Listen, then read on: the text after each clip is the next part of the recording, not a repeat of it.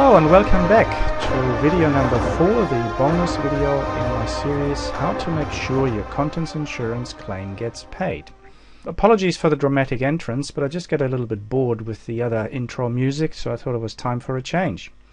So in this video I'm going to be talking about how to store your data electronically online. So far we looked at storing the information on a flash drive, burning it onto a CD, and also keeping the physical files in a file folder that can easily be carried around. But there is an alternative which is becoming more and more attractive, and that is using Google Docs. What is Google Docs? If you're looking at Wikipedia, it basically is a free web-based data storage. You can also use it like a word processor for spreadsheets, presentations, to store your photos, basically all of your data. And you can also invite others to work on it and so forth. So there's a whole host of applications it can be used for. But for our purposes, to make sure that we have access to our vital personal information is basically just a very straightforward thing. So how do you get your personal information, your copies and so forth onto Google Docs? Well, if you don't have already got a scanner, I suggest possibly investing in one, because after a while you wouldn't want to be without it.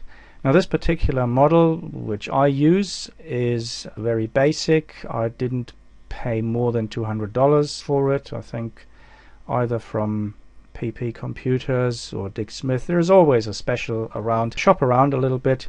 It's a pretty basic model. It has to be basic because I'm technophobic. So it has to be really simple, so that Michael can work it. What you see is when you open it, it more or less looks a little bit like a small photocopier, which in essence it is. So you just lay the documents on and you push the button and it does its job. And what it does is it transfers it automatically to a file folder that you select on your computer, and then it transfers it into a readable format like a PDF format, and you can store it on your computer. Now, how do you then get it online? Let's go straight to the internet and I'll show you how that is done. Type into Google Docs and it will come up with this page.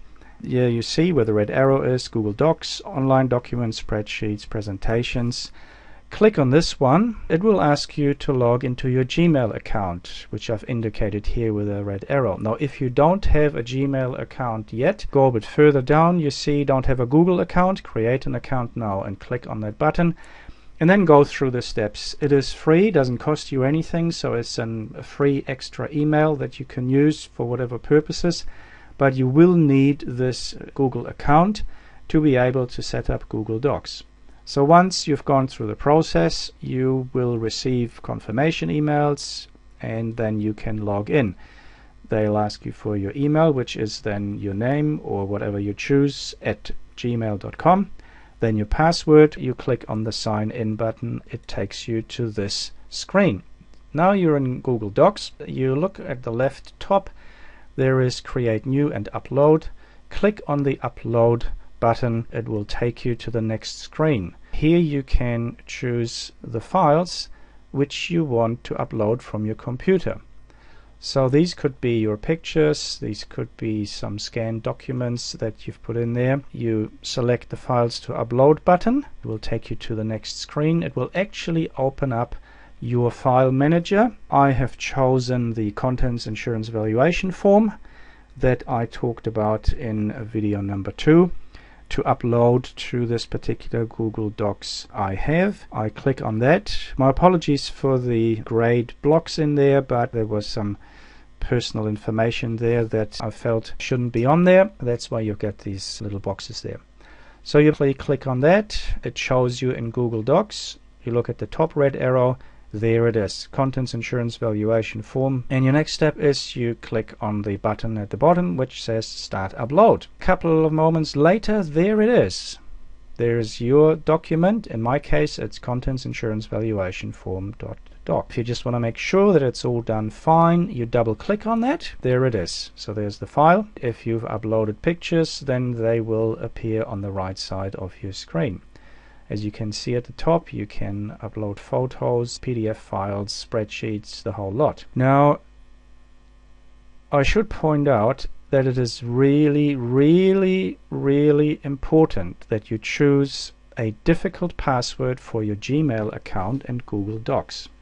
Please do not use a combination of birthdays, names of spouses or kids, relatives, pets, your favorite sports car or team or anything like that. Use instead some crazy combinations like I've typed out there. Anything like this, which is really difficult, well, almost impossible to get of the information that could be stored on your computer, because any time that you go online, hackers can get into your computer and they can steal passwords, information for passwords. They can look at who are the names that are mentioned the most. They go through your email addresses. They go through all your personal stuff. They actually have programs that do that, and they systematically search until they find what they need. I guarantee you, if it is a combination of birthdays and spouses and so forth, those will be very, very easy to crack passwords. So please do yourself a favor, make it something really difficult. Yes, sure, you might have a difficulty remembering it, so you might want to keep the information somewhere very safe and not in a file on your computer, but maybe written down and you know where it is. But just make it as difficult as possible, because if you store vital personal information on Google Docs, you want to make damn sure that you're the only one who can get to it. You can use Google Docs for a whole raft of things, and I mentioned before you can actually do some work on there. But what you may also want to do is scan in passports, birth certificates, driver's licenses, exam results, photos, anything that is of vital personal importance. You could put all of your insurance documents in there, even all of the policy documents, if you don't want to be lugging those around. The beauty of it is it will basically be stored there and it can be amended. In addition, you can share Google with family members, so maybe your spouse has access to it as well, accountant have access to it, or a lawyer or your financial advisor, and you can actually choose which document can be accessed by other people. So it's quite versatile, and you can lock up your personal information and just make what you want another person to see accessible to them. So it's quite a good facility. It can be accessed from any PC with an internet connection or a smartphone. That makes it information that is available to you wherever you are, whether all of your computers might have been destroyed or burned or stolen. So when you think about that, you might be traveling, passports are stolen, well, you can just go in there to download that onto a smartphone or onto a computer and show it to the authorities. It can make life a lot easier if you've got all the important information somewhere in electronic form. Now, the question that comes up usually when you talk about these online web-based storage facilities is, what's the security? Some people are uncomfortable with storing their information on the internet, but I can guarantee you one thing: the safeguards that Google might have in place will be 100 times better than the virus programs and the spyware blasters, the firewalls that you may have installed on your notebooks and PCs. Google will make damn sure that no one can easily hack into their systems. So thank you very much for watching. This was a bit of a technical session. If it's not clear 100%, just feel free to go over it several times. It's reasonably straightforward. It's not for everyone, but I thought I should mention it because it could be an alternative to keeping the actual physical files. Now I invite you to keep checking the website for more videos to come. As I mentioned in another video, I will do one on how to save money on your contents insurance. Another one will deal with questions like, do you have to inform your insurance if you go on holiday? Do they need to know if you do a renovation? Those kind of pretty practical things. But there will also be a whole series on other issues like trauma insurance, income protection, health insurance, so there's more to come. I also invite you to sign up to the newsletter and get regular updates, latest health news, and if you sign up you get your complimentary copy of your guide to good health insurance. Promise is that with this newsletter I'm not going to bore you to death with information about insurance only. There'll be lots of other little things as well. So feel free to share this video and forward it to family and friends so they can benefit from this information as well. Thank you once again for watching, and I may see you again in another video. Don't worry, the music that comes now when I'll play the disclaimer notice will be nice and relaxed and quiet. Bye bye.